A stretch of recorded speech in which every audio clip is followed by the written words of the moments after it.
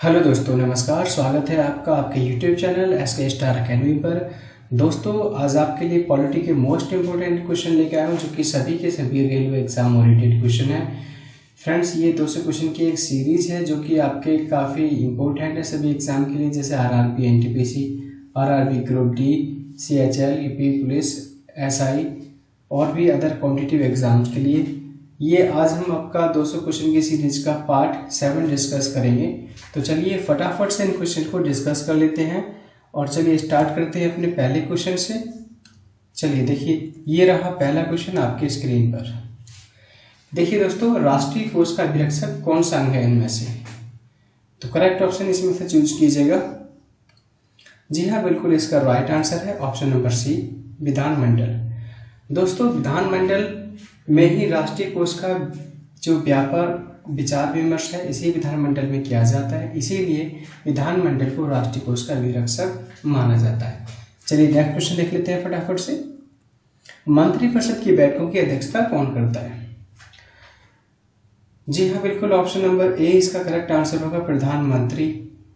चूंकि प्रधानमंत्री मंत्रिपरिषद का अध्यक्ष होता है और मंत्रिपरिषद की जो बैठकों की अध्यक्षता की जाती है, इसलिए प्रधानमंत्री द्वारा ही की जाती है। नेक्स्ट क्वेश्चन देख लीजिए। सरकारी आयोग का गठन किस विषय पर रिपोर्ट देने के लिए किया गया था? इसका जो करेक्ट आंसर है फ्रेंड्स वो होगा ऑप्शन नंबर B, केंद्र राज्य संबंध विषयों पर रिपोर्ट देने का कार्य सरकारी आयोग द्वारा किया जाता है। ठीक है, बात करें सरकारी आयोग की तो इससे संबंधित कई सारे क्वेश्चंस एग्जाम में बनते हैं। जैसे सरकारी आयोग का गठन की बात करें तो इसका गठन कब हुआ था फ्रेंड्स? अगर हम गठन की बात करें तो इसका जो गठन हुआ था वो हुआ था 1983 में। ठीक है, इसका सरकारी आयोग का जो गठन हुआ था वो 1983 में, और इसकी जो फर्स्ट रिपोर्ट थी, ठीक है, इसने अपनी फर्स्ट रिपोर्ट सौंपी, पहली रिपोर्ट, ठीक है ना, पहली रिपोर्ट इन्होंने जो सौंपी सरकारी आयोग ने वो 1987 में। ठीक है, चलिए नेक्स्ट क्वेश्चन देख लेते हैं। निम्नलिखित में से कौन सा कर संविधान द्वारा केवल और पूर्णतः केंद्र सरकार को सौंपा गया है? तो ऑप्शन नंबर D बिल्कुल करेक्ट आंसर होगा इसका, निगम कर। ठीक है, नेक्स्ट क्वेश्चन। किसी उच्च न्यायालय के न्यायाधीश की पेंशन प्रभावित की जाती है? तो ऑप्शन नंबर B, भारतीय संचित निधि को। ठीक है, भारतीय संचित निधि को किसी उच्च न्यायालय के न्यायाधीश की पेंशन है वो प्रभावित की जाती है। ठीक है, और बात करें किस अनुच्छेद के अनुसार, ध्यान रखना दोस्तों, अनुच्छेद, एक सेकंड फ्रेंड्स, अनुच्छेद 112 के अनुसार। ठीक है फ्रेंड्स, नेक्स्ट क्वेश्चन है आपका, राष्ट्रीय विकास परिषद में कौन शामिल होते हैं? तो कौन शामिल होते हैं? सभी राज्यों के मुख्यमंत्री, यानी ऑप्शन नंबर B बिल्कुल आपका बिल्कुल करेक्ट आंसर होगा। ठीक है, और जो NDMC है आपका राष्ट्रीय विकास परिषद को हम बोलते हैं नेशनल डेवलपमेंट काउंसिल। क्या कहते हैं इसको हम इंग्लिश में? नेशनल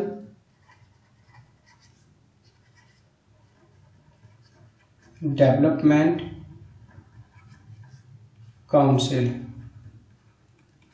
ठीक है, national development council.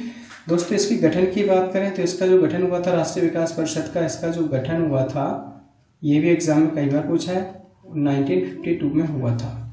Okay friends, और इसके जो अध्यक्ष होते हैं, राष्ट्रीय विकास परिषद के जो अध्यक्ष होते हैं इसके, वो कौन होते हैं? अध्यक्ष जो होते हैं वो होते हैं आपके प्रधानमंत्री। ठीक है, यानी राष्ट्रीय विकास परिषद के जो अध्यक्ष होते हैं वो आपके होते हैं प्रधानमंत्री। ऑलराइट फ्रेंड्स, चलिए नेक्स्ट क्वेश्चन देख लेते हैं। क्वेश्चन नंबर 7 है आपका, सर्वोच्च न्यायालय के न्यायाधीश किस आयु में सेवानिवृत्त होते हैं? ऑप्शन नंबर D बिल्कुल आपका करेक्ट आंसर होगा, 65 ईयर्स में। ओके फ्रेंड्स, ये 65 ईयर्स में सर्वोच्च न्यायालय के न्यायाधीश सेवानिवृत्त होते हैं, ऐसा अनुच्छेद 124 में वर्णन है। ठीक है, अनुच्छेद 124, अगर आपसे अनुच्छेद पूछा जाता है तो अनुच्छेद 124। नेक्स्ट क्वेश्चन, उच्चतम न्यायालय की प्रथम महिला न्यायाधीश कौन थी? जी हाँ, इसका राइट आंसर होगा आपका करेक्ट ऑप्शन नंबर C, सुश्री M.A. फातिमा बीबी। ऑलराइट, और इनका जो कार्यकाल था, यानी हम इसके पद की बात करें, उन्होंने कब अपना पद ग्रहण किया, इन्होंने कब अपना पद ग्रहण किया, ठीक है। तो हम ध्यान रखेंगे इसका 1989 में, 1989 में इन्होंने पद ग्रहण किया, पद ग्रहण किया। ऑलराइट, चलिए नेक्स्ट क्वेश्चन देख लेते हैं। नेक्स्ट क्वेश्चन है फ्रेंड्स आपका, उच्च न्यायालय के न्यायाधीश को कौन हटा सकता है? तो ऑप्शन नंबर ए इसका बिल्कुल करेक्ट आंसर होगा, विशेष बहुमत से पारित संसद के प्रस्ताव पर राष्ट्रपति, ठीक है। ये कितना बहुमत होना चाहिए? 2/3। ऑलराइट फ्रेंड्स, नेक्स्ट क्वेश्चन, न्यायपालिका द्वारा बनाए गए कानून को कहते हैं? न्यायपालिका द्वारा बनाए गए जो कानून है उसको कहते हैं हम, ऑप्शन नंबर बी, निर्णय विधि। चलिए नेक्स्ट क्वेश्चन देख लेते हैं। क्वेश्चन नंबर 11, निम्नलिखित में से मूल अधिकारों का संरक्षक कौन होता है? तो मूल अधिकारों का जो संरक्षक होता है वह होती है न्यायपालिका, यानी ऑप्शन नंबर डी बिल्कुल आपका करेक्ट आंसर होगा, ठीक है। नेक्स्ट क्वेश्चन देखिए, क्वेश्चन नंबर 12 है आपका, भारतीय उच्चतम न्यायालय को प्राप्त है, भारतीय उच्चतम न्यायालय को क्या प्राप्त है? मूल, अपीलीय और परामर्शदायी अधिकार क्षेत्र, यानी ऑप्शन नंबर डी बिल्कुल करेक्ट आंसर है इसका। नेक्स्ट क्वेश्चन नंबर 13, जिला न्यायालय के न्यायाधीशों की नियुक्ति किसके द्वारा की जाती है? तो ऑप्शन नंबर ए, राज्यपाल द्वारा, ठीक है। राज्यपाल द्वारा जिला न्यायालय के न्यायाधीशों की नियुक्ति की जाती है। और अनुच्छेद की बात करें तो अनुच्छेद 233 के अनुसार, अनुच्छेद 233 के अनुसार। ऑलराइट, नेक्स्ट क्वेश्चन देखिए, क्वेश्चन नंबर 14, भारत में आम चुनाव किस सिद्धांत पर आधारित है? जी हाँ, बिल्कुल option number B correct answer होगा इसका, प्रादेशिक प्रतिनिधित्व। जी हाँ फ्रेंड्स, आम चुनाव जो होते हैं वो सार्वभौमिक वयस्क मताधिकार के आधार पर प्रादेशिक प्रतिनिधित्व द्वारा किए जाते हैं। नेक्स्ट देखिए, चुनाव आयोग किस अनुच्छेद के अंतर्गत स्थापित किया गया है? तो चुनाव आयोग किस अनुच्छेद के अंतर्गत स्थापित किया गया फ्रेंड्स? ऑप्शन नंबर जो बिल्कुल आंसर है बिल्कुल करेक्ट वो है ऑप्शन नंबर सी, अनुच्छेद 324। ऑलराइट फ्रेंड, अनुच्छेद 324 इसका राइट आंसर होगा। नेक्स्ट क्वेश्चन देखिए, भारत की संसद द्वारा दल बदल विरोधी कानून किस वर्ष में पारित किया गया था? तो दल बदल विरोधी कानून जो पारित किया गया था वह आपका ऑप्शन नंबर बी 1985 में। काफी इंपॉर्टेंट क्वेश्चन है फ्रेंड्स ये, 1985 में दल बदल विरोधी कानून को पारित किया गया था, ठीक है। और अगर हम बात करें कि संविधान संशोधन में इसका जिक्र किया गया है तो देखिए अनुच्छेद ये हुआ था आपका 52वें संविधान संशोधन द्वारा, किसमें? 52वें संविधान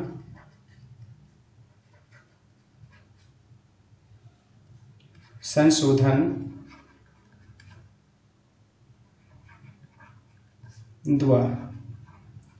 ऑलराइट, तो 52वें संविधान संशोधन द्वारा इसका जिक्र किया गया था। और किस अनुसूची में है ये? अनुसूची भी इससे कई बार पूछा गया है, तो ये 10वीं अनुसूची में है, 10वीं अनुसूची।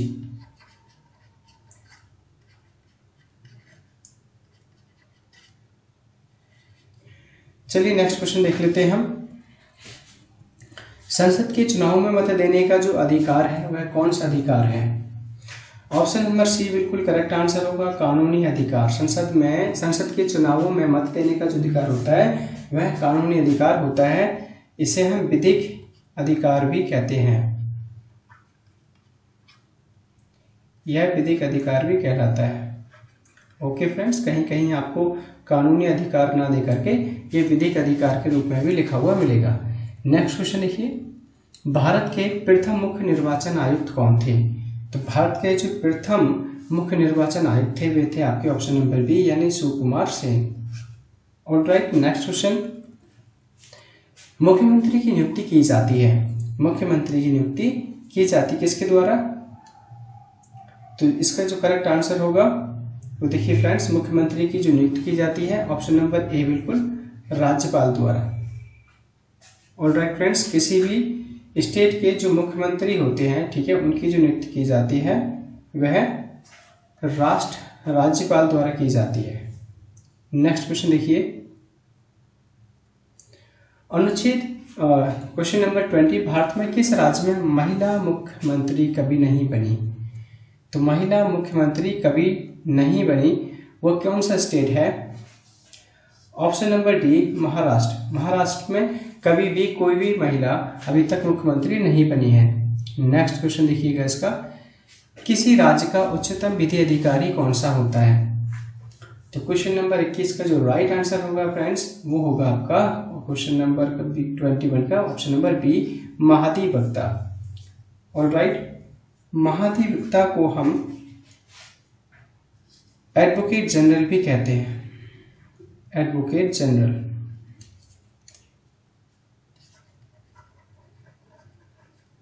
ऑलराइट, और इनके कार्य की बात करें, ये कार्य क्या करते हैं? ठीक है, इनका कार्य है जो आपकी राज्य सरकार होती है, राज्य सरकार, ऑलराइट, राज्य सरकार को कानूनी विषयों पर, जो आपके कानूनी सब्जेक्ट है, ठीक है, कानूनी विषयों पर, एक सेकंड फ्रेंड्स, कानूनी विषयों पर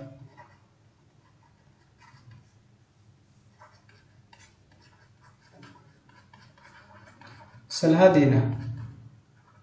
ऑलराइट, इनका जो काम है महाधिवक्ता का यानी एडवोकेट जनरल का, वो राज्य सरकार को कानूनी विषयों पर सलाह देना होता है। ओके, चलिए नेक्स्ट क्वेश्चन देख लेते हैं। क्वेश्चन नंबर 22 आ चुका है आपके सामने। पहला राज्य कौन सा है जिसमें परिसीमन के अधीन मतदान कराया गया? ऑप्शन नंबर डी बिल्कुल करेक्ट आंसर होगा, कर्नाटक। ठीक है, 2008 में परिसीमन के अधीन इसमें मतदान कराया गया था। क्वेश्चन नंबर 23 है आपका, राज्य को भाषा के आधार पर कब पुनर्गठित किया गया था? तो राज्य को भाषा के आधार पर कब पुनर्गठित किया गया था फ्रेंड्स? क्वेश्चन नंबर 23 का जो आंसर होगा option number C, 1956 correct answer होगा। और राज्य की बात करें तो कौन सा राज्य सबसे पहले पुनर्गठित किया गया था? ये क्वेश्चन बहुत बार पूछा जा चुका है, तो वो आपका है आंध्र प्रदेश। क्या होगा फ्रेंड्स आपका? आंध्र प्रदेश।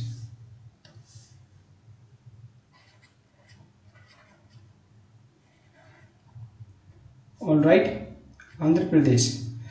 नेक्स्ट क्वेश्चन देखिए, नेक्स्ट क्वेश्चन है आपका, कौन सा स्थानीय सरकार का मामला नहीं है? तो स्थानीय सरकार का मामला कौन सा नहीं है इनमें से? ऑप्शन नंबर सी बिल्कुल करेक्ट आंसर होगा, कानून और व्यवस्था। जी हाँ, ये स्थानीय सरकार का मामला नहीं है, ये आपका सरकार का मामला है, स्थानीय सरकार का नहीं है। ये लोकल आपके सार्वजनिक व्यवस्था, ठीक है, ये वाला सार्वजनिक व्यवस्था, स्वच्छता, लोक उपयोगी सेवाएं, ये आप सभी के सभी स्थानीय सरकार का मामला है। और जो कानून व्यवस्था है ये केंद्र सरकार का मामला है। ये किसका है? केंद्र सरकार का। ऑलराइट फ्रेंड्स, तो ऑप्शन नंबर सी इसका करेक्ट आंसर होगा। चलिए लास्ट क्वेश्चन है हमारे इस वीडियो का, क्वेश्चन नंबर 25, निम्नलिखित में से भारत के संविधान के किस अनुच्छेद के अंतर्गत संवैधानिक व्यवस्था भंग हो जाने पर किसी राज्य में राष्ट्रपति शासन लागू किया जा सकता है? तो इसका जो राइट आंसर होगा फ्रेंड्स, वो देखिए क्या होगा। जी हाँ, इसका जो राइट आंसर है ऑप्शन नंबर ए, अनुच्छेद 356। ठीक है, अनुच्छेद 356 कहता है कि किसी राज्य में अगर शासन व्यवस्था ठीक से नहीं चल रही है तो वहां पर राज्यपाल के कहने पर राष्ट्रपति शासन लागू किया जा सकता है। ठीक है, तो ऑप्शन नंबर ए इसका करेक्ट आंसर होगा। ठीक है, बात कर लेते हैं इससे संबंधित कुछ और भी अनुच्छेद की। देखिए 3 अनुच्छेद हैं, 352, 356, 360। 356 हमने अभी भी डिस्कस कर ही लिया इस क्वेश्चन में। और 352 है, 352 क्या कहता है फ्रेंड्स? किसी भी बाह्य युद्ध, जो बाह्य युद्ध हो जाए, ठीक है, हमारे कंट्री पर अगर बाह्य युद्ध हो जाए या आक्रमण हो जाए, या फिर कहें कि सशस्त्र विद्रोह हो जाए,